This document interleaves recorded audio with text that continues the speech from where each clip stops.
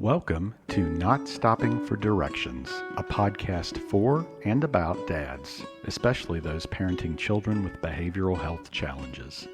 I'm your host, Michael Carmen, and this podcast is brought to you by the Kentucky Partnership for Families and Children. The content included should not take the place of clinical or medical advice and are purely points of discussion for you to consider during your parenting journey.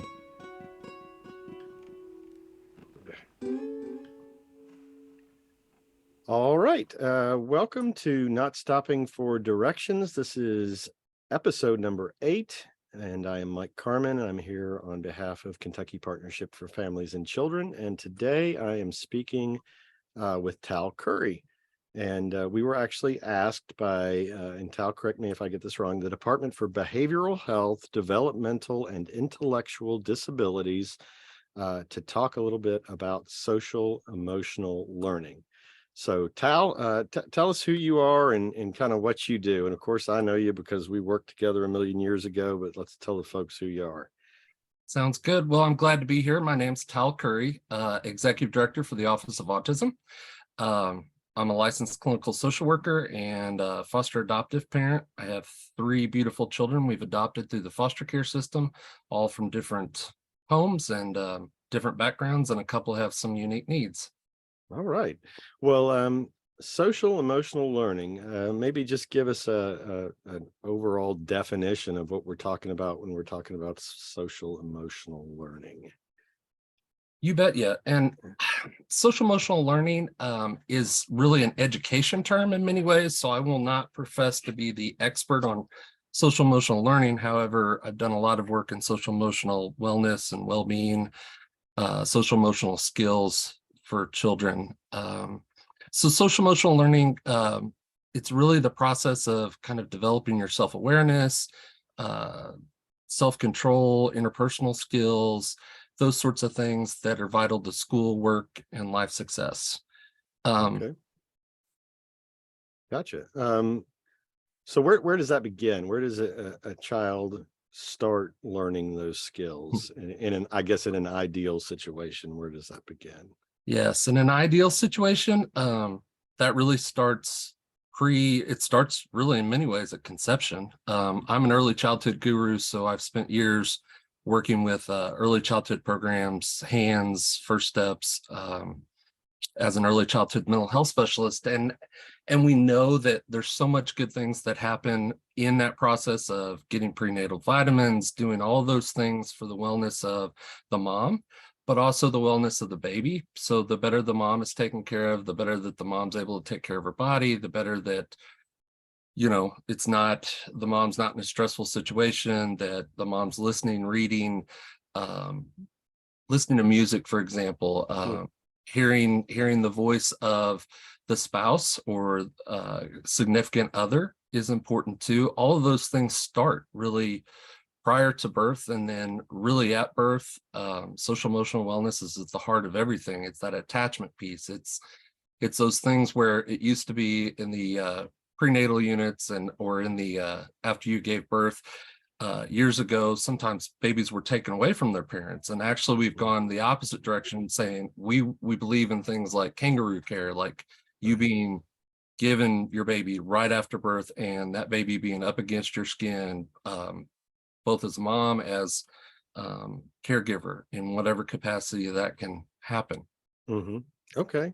So I guess, so that's kind of the best case scenario. Those skills start to be internalized prenatally and certainly right there at birth, with nurturing and the caregiver responding to the needs of the infant. What are some things that can get in the way of learning those skills? Absolutely. Well, obviously there's things prenatally that can get in the way of that: domestic violence, other, mom unfortunately not able to get medical care. Those prenatal visits, prenatal vitamins are essential. We know that full-term babies, the closer you can be to full term, the better off. We have a real problem here in Kentucky with preterm births and have some real issues around that. And at the heart of that, that's really affecting the social emotional wellness. But it's not something that can't be repaired But it's certainly something that you want the best for a baby at any point. And we know substance exposure, like I said, domestic violence, those ACEs, those adverse childhood experiences that sometimes can happen prenatally, and then certainly they happen in those first few years of life. Those are essential, as many of those as we can limit. But having said that, children are resilient. And so we know that if a child has a strong permanent attachment to a healthy caregiver, even if it ends up in a relationship where a parent's not able to take care of their child, a biological parent, child ends up in foster care or a relative's home, we know that a child can still be very successful as long as they have that nurturing relationship with a healthy adult. So if it's, I guess if those skills are not occurring in those earliest years, you're saying that a caregiver can come into play that can repair those connections, and those skills can then be learned, even if it's later in life, right? That's kind of what you're. Absolutely. And the more, it's paramount that a child has a strong attachment relationship with at least one caregiver, but the more that they have, so, that goes into high quality childcare, or if you have a grandparent helping take care of your child while you work, whoever that is, just having a healthy attachment relationship with that child, the more of those that a child can have, the better off a child's going to be. And that's where a lot of that social emotional learning happens. And it happens, in contexts where there's, healthy things going on, reading, laughing, playing, listening to music. You cannot start too early reading. You can read in womb, right, to your child, but you can also, as soon as your child, is on the scene, start reading, start those conversations. That language development is taking off. The more words that child hears, the earlier in life. Well, let me ask you this, and this is kind of a two-part question. So let's say a child becomes school age. What are we seeing? What are we seeing if things are going well with that learning, kind of in that school setting, and kind of counter to that, what are some things to look for if that's not going well, if those skills aren't being internalized or learned, or something's disrupting that at home? What are those two paths kind of look like? That's an excellent question. Well, it's starting in kindergarten. The first thing that we know is that with early childhood, with social emotional learning or social emotional wellness, that that's really the skill or the developmental piece that's most important to learning. Education's realized that. Educators will tell you, I'd much rather have a child who doesn't know their ABCs, their 1, 2, 3s, versus a child that can self-regulate, that can has those skills to take care of themselves, or starting to learn how to, be in groups, be able to stand in line, maybe not perfectly, but those things that do help children regulate their bodies. The more that that's happening or is on the scene earlier, the better off that child is. And we know from the research, it's much easier to catch up by a second, third grade, even if a child comes in kindergarten with very little cognitive, those things that do they know their colors, their numbers, those things are easier to catch up on than those social emotional pieces of learning, which are really the soft skills. How do you regulate your body? How do you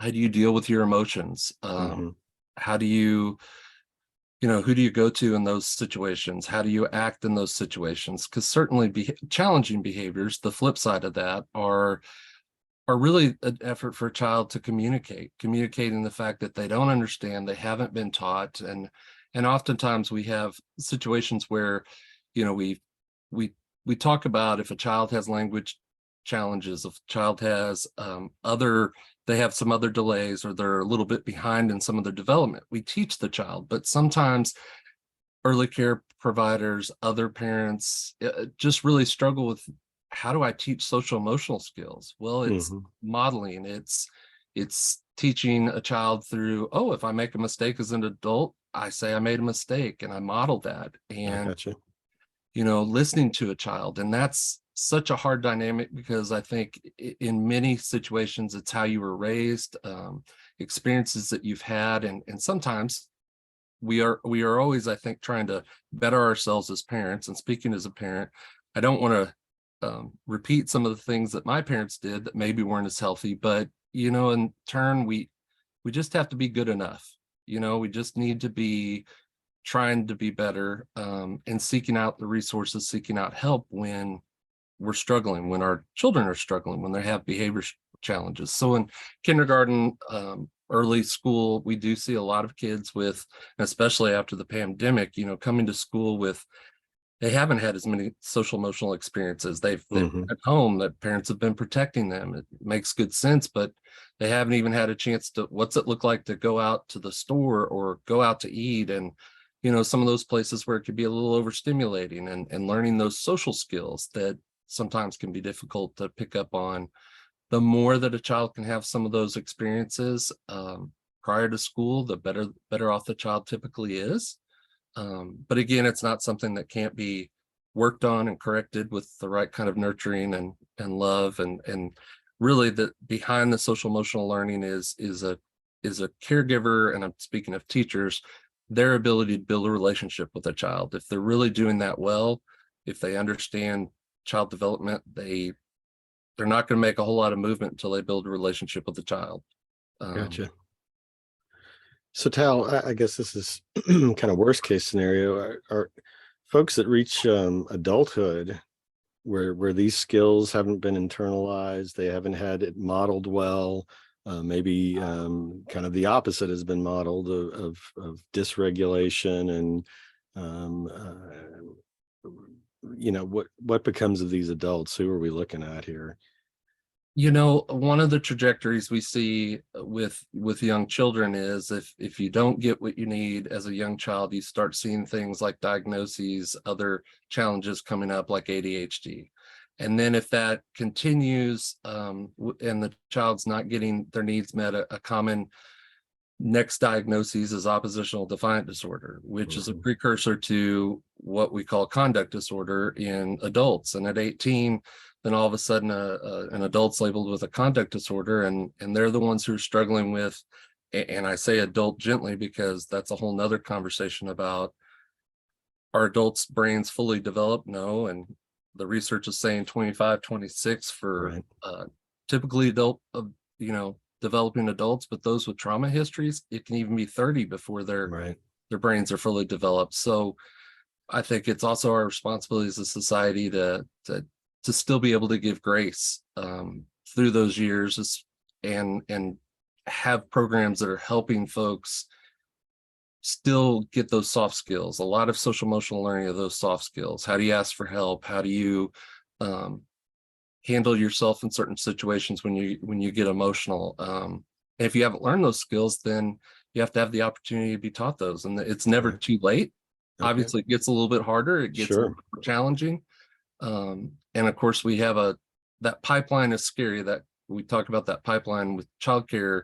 You could see kids who aren't getting their needs met in childcare, early child development, and if they don't get their needs met, they end up in another child caring facility called jail, and that's not, or they're incarcerated, and that's the last thing we want, because we know folks that are incarcerated, they end up with a lot poorer outcomes in life. It's a lot harder to bounce back, and that nobody wants that drain on society, nor do we want that to be the trajectory for folks.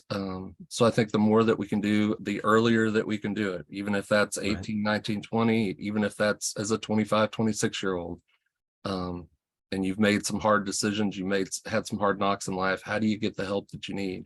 Right. All right, Tal, just kind of wrapping up here. Let's say I'm a parent. I'm doing the best I can. I have a young child at home. I'm trying to model turn taking and managing my own frustration, but I'm seeing some behavior in my child that is concerning. Where do I turn for help? What are their programs? Are there services? What do I do if for some reason things don't seem to be working and I need a little help?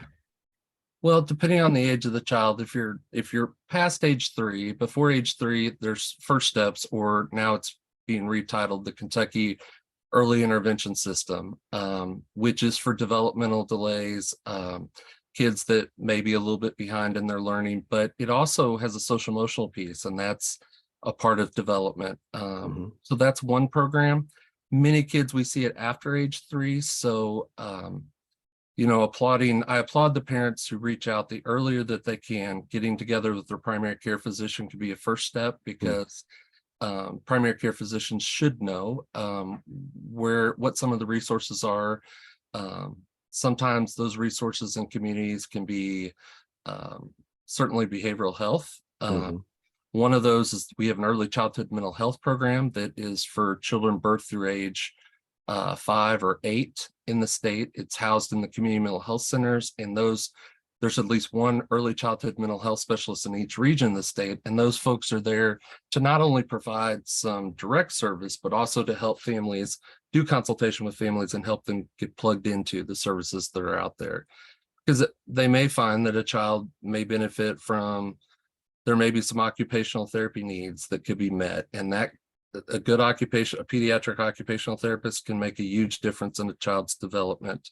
But I think the sooner that the parent's willing to say, okay, I'm beyond my capacity, or something's not working. I joke with parents a lot as a licensed clinical social worker that I sometimes am going to say the exact same thing that you have said, no matter what the age of your child is, that you've already said to your child, but they need to hear it from someone else. Because it's hard as a parent that you're constantly having to keep your children safe and discipline and keep boundaries. But at the same time, one of the best things I think you can do as a parent is unplugging from your phone, unplugging from life, and actually letting your child be the leader in play. So as an early childhood person, one of the best things you can do is say, I'm gonna go sit down while they're playing with their toys. They want to, if I'm a dad, that they may want to wrestle as 4 or 5-year-old, I'm going to wrestle with them. I'm going to laugh, play. I'm going to read that book instead of doing my work, or I'm going to put down what I'm doing, and I'm just going to pay attention to what they're doing and let them be the leader in the play, because that is the best thing we can do to make that child feel emotionally safe. And oftentimes kids work out their issues in those, they will bring up things that they won't bring up, but it's a really hard lesson to turn off our questioning selves and say, and stop saying words like no, don't, stop, quit, or not during play, just to play with the child and let them be the leader. If they go, yeah, go ahead. So it's a matter of just really being tuned in. Yeah. And there's a bit of research that talks about 5 minutes a day can make a huge difference. And I take that with me even when I'm counseling older kids and telling parents, just those conversations in the car when you don't have to look at each other, playing board games, playing cards, doing other things when it's not all the focus on just looking at one another. Those are the best times to have conversations with your kids and to bring up things that maybe when you do that usual bring up, hey, how was your day? You get fine. Sure. Maybe, sit down with your kid, play a game of chess, play a game of checkers, whatever it is that, brings you joy, cooking, going fishing, but the little things are just little things that you can do at home when you turn off life and you just say, oh, you're playing with your Legos. I'll go sit down, just watch you play. Hey, looks like you're building something cool here, and be with them. And, those moments as a parent of now 21-year-olds, 17-year-old and 15-year-old, I miss those times. I still catch some of them here or there, but it's not the same as it was when we were younger. So take those opportunities while you can. All right, Tal. Well, I appreciate all the information, the defining and really the concrete steps to help develop these skills. I think that'll be helpful for folks out there, and pointing us towards some resources as well. Great information, and I appreciate you spending the time with me today. No problem. I enjoyed it. All righty, Tal. Thank you. Thank you.